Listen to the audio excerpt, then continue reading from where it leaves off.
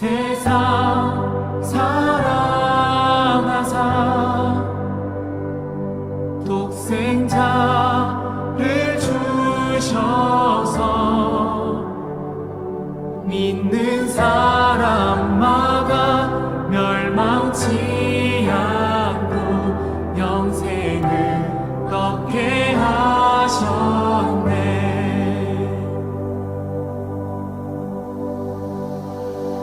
십자가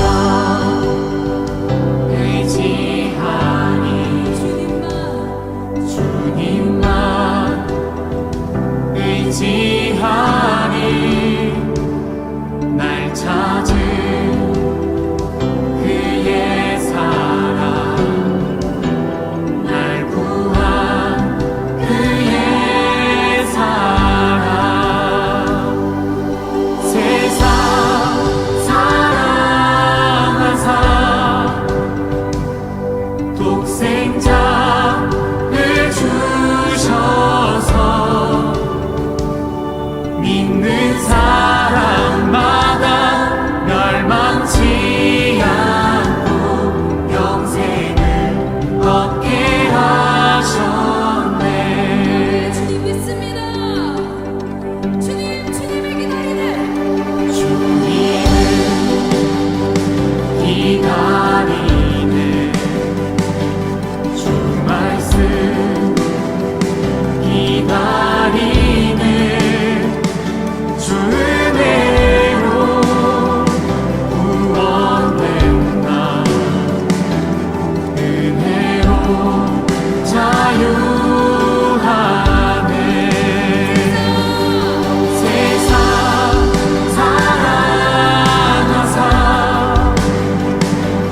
독생자를 주셔서 믿는 사람마다 멸망치 않고 영생을 얻게 하셨네.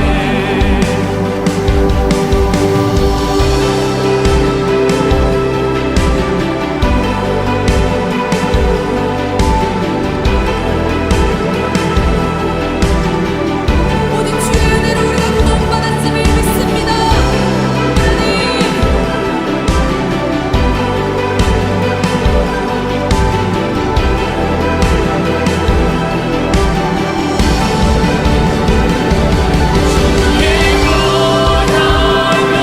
나는 자유해. 주 이름 영광 위하여 오직 주님께 모두 드리리.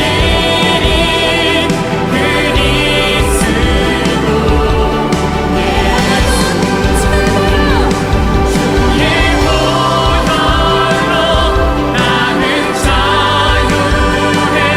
주 이름 영광 위하여 오직 주님께 모두 드리리.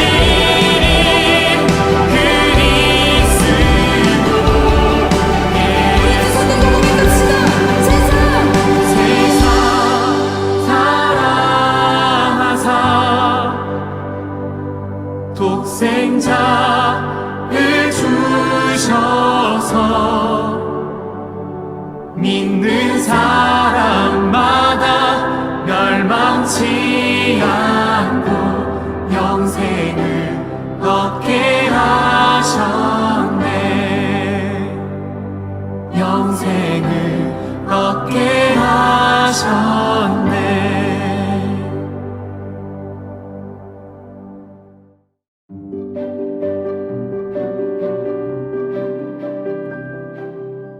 함께 하나님 말씀 읽겠습니다. 누가복음 16장 1절부터 15절의 말씀입니다.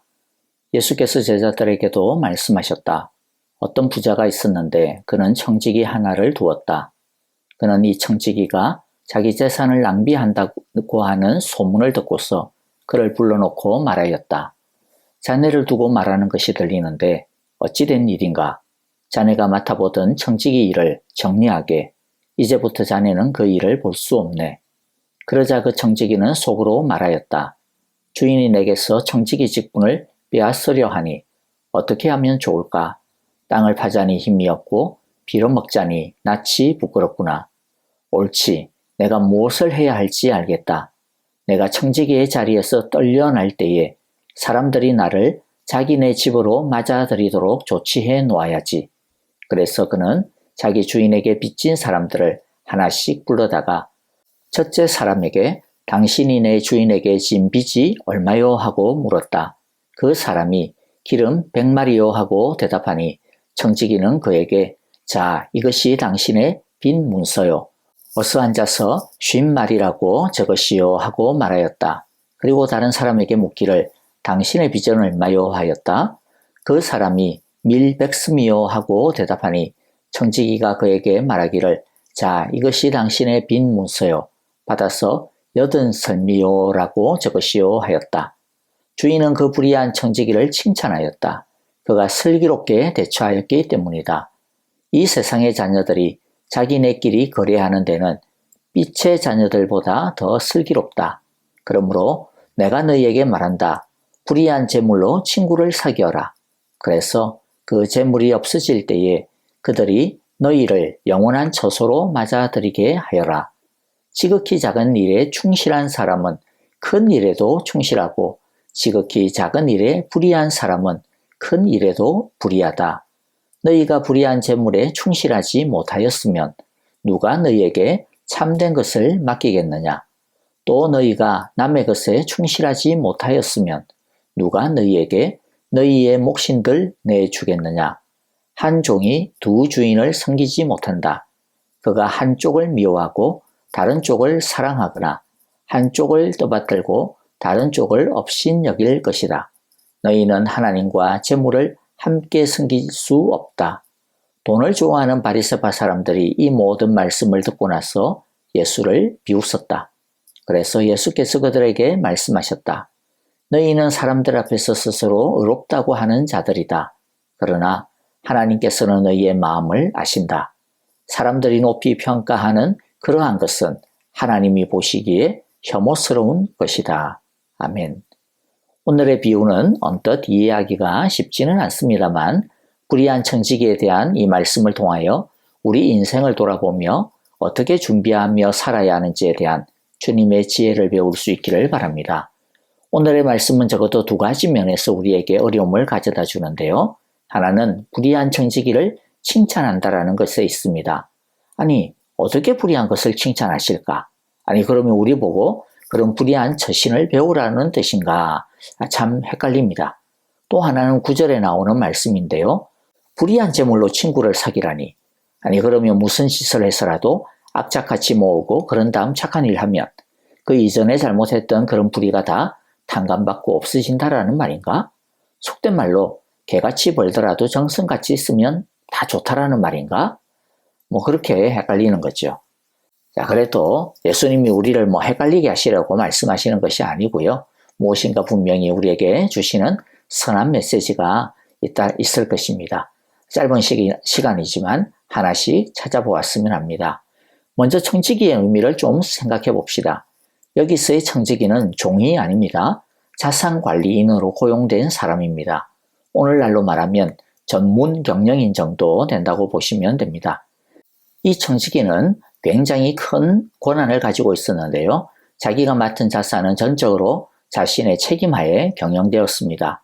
그러나 아무리 자기의 지휘 아래에 움직인다 해도 자기가 주인은 아닙니다. 주인의 재산을 잘 관리하고 수익을 내야 하는 청지기일 뿐입니다. 이것은 오늘날 우리가 가지고 있는 우리의 여러 삶의 기반과의 관계를 보여줍니다. 우리가 가지고 있는 모든 것의 주인이 누구라는 것입니까? 우리가 주인이 아니고 하나님이 주인입니다. 우리는 청지기에 불과합니다. 하나님은 우리에게 이 세상의 것을 주시면서 하나님의 뜻을 따라 잘 경영하고 관리하고 열매 맺기를 원하십니다. 내가 가지고 있다고 해서 나한테 속한 것이라고 해서 내가 주인인 것처럼 마음대로 살면 안 됩니다. 그것은 주인의 것을 낭비하는 불의한 청지기의 모습입니다. 첫 번째 우리가 기억해야 할 것은 하나님이 주인이시고 우리는 청지기다 라는 사실이었습니다. 두 번째 우리가 알아야 할 내용은 하나님은 우리가 제대로 청지기로 살아가고 있는지 계산하신다라는 것입니다. 우리가 지금 이 세상에 살아가고 있을 동안에 제대로 계산하시는 경우도 있고요. 그리고 설령 이 세상에서 계산하지 않는다고 해서 안심하면 안 됩니다. 그냥 다 모아놓고 있는 것입니다. 나중에 한꺼번에 계산할 때가 반드시 있습니다. 세 번째, 그렇기 때문에 청지기로서 우리가 맡은 것을 가지고 계산할 때를 준비해야 합니다. 그런데 이 청지기는 신실하지 못했습니다. 부정을 저지른 것이 발각이 나고 결국에는 주인으로부터 해고 통지를 받게 됩니다. 하루아침에 꿀같은 직장을 잃어버리게 된 이 청지기는 자신의 앞날을 고민하다가 꾀를 냅니다. 삐절진 사람들의 계약 조건을 바꾸어버린 것이죠. 이 채무자들의 계약을 맺은 사람은 청지기였기 때문에 그는 주인의 원금에는 손해가 나지 않도록 하면서 원래 받으려고 했던 이자를 다 깎아주거나 대폭 낮추어서 새로운 계약서를 작성합니다. 그래서 주인의 원금에 손해가 났으니 주인한테도 책 잡힐 일이 없고 오히려 채무자들한테는 은인처럼 대우받게 되는 것이죠. 그래서 나중에 청지기직에서 쫓겨나더라도 이 사람들로부터 도움을 얻을 수 있을 것이라 기대하였던 것입니다. 그런데 이것을 알게 된 주인은 이 불의한 청지기의 이런 행동이 꽤 지혜로운 처사였다라고 칭찬을 합니다. 예수님이 단순히 이 불의한 청지기의 이런 약삭 발음을 칭찬하시거나 또는 이 세상을 살아가면서 우리도 이 사람처럼 약삭 발라야 한다는 것을 그런 얄팍한 지혜를 배우라고 하는 그런 말씀은 분명히 아닙니다. 예수님께서 이 불의한 청지기에서 슬기롭다라고 하신 것은 그가 자신의 마지막 종말을 잘 준비했다라는 것입니다. 자신이 해임당할 종말을 알고 그는 어떻게 하든지 그 마지막 날에 자신을 도와줄 수 있는 준비를 잘 했다라는 것이죠. 마지막을 준비할 줄 아는 그 지혜를 주님께서 칭찬하신 것입니다. 우리도 이 불의한 청지기처럼 제 앞가림을 제대로 할 줄 아는 지혜가 있어야 한다라는 것입니다. 우리들도 나중에 하나님 앞에 계산할 때가 반드시 있다라고 하는 것 우리가 너무나도 잘 알고 있습니다. 그런데 반드시 있다라는 것을 알고 있음에도 불구하고 그 계산할 것을 준비하지 않는다면 너무나 어리석은 것일 것입니다. 그러면 어떻게 우리는 준비해야 할까요? 9절이 예수님의 대답입니다. 다시 읽어드리면 그러므로 내가 너희에게 말한다. 불의한 재물로 친구를 사귀어라. 그래서 그 재물이 없어질 때에 이때는 주님 앞에 설 때죠. 심판받을 그때를 이야기하는 겁니다. 그들이 너희를 영원한 처소로 맞아들이게 하여라. 자, 여기서 불의한 재물이라고 하는 말이 일단 먼저 헷갈리는 표현입니다. 불의한 재물이란 수단 방법을 가리지 않고 긁어모은 재물 그런 뜻이 아닙니다. 여기서의 불의한 재물이란 하늘 보화와 반대되는 의미로 이 세상의 재물이라고 하는 뜻입니다. 하나님께서 이 세상에서 우리에게 맡기신 모든 자산들을 말합니다. 대표적으로는 돈, 물질, 재물이 될 것이고요. 그러나 그것을 넘어서 우리의 출생, 신분, 부모, 인맥, 학식, 건강, 외모까지 하여간 우리가 이 세상에서 가지고 있는 모든 것을 말합니다. 그리고 친구를 사귀어라 라고 하는 말은 하나님께서 우리에게 맡기신 이 땅의 그 자산들을 가지고 자신의 유익과 만족만을 위해서 살아서는 안 된다라는 뜻입니다. 친구를 사귀라는 말은 나누라는 것입니다. 사랑하라는 말씀입니다. 구체적으로 가난한 사람들의 진정한 이웃과 친구가 되라는 뜻이죠. 그래서 누가복음 12장 33절에 보니까 너희 소유를 팔아서 자선을 베풀어라. 너희는 자기를 위하여 낡아지지 않는 주머니를 만들고 하늘에다가 없어지지 않는 재물을 쌓아두어라. 그렇게 말씀합니다. 이것이 바로 신실한 청지기가 지혜롭게 준비하는 모습이라는 것입니다. 그리고 그렇게 이웃을 사랑할 때에 나중에 알고 보니 단순히 이웃을 사랑하고 사귄 것이 아니라 누구를 사랑하고 사귄 것이었다라고 주님이 말씀합니까? 바로 예수님을 사랑하고 사귄 것이라 그렇게 말씀합니다. 왜냐하면 예수님께서 가난한 자들과 불우한 자들에게 구제하는 것이 바로 자신에게 한 것이나 같은 것이라고 말씀하셨기 때문입니다. 그래서 여기서의 친구는 곧 하나님을 의미하는 것이기도 합니다.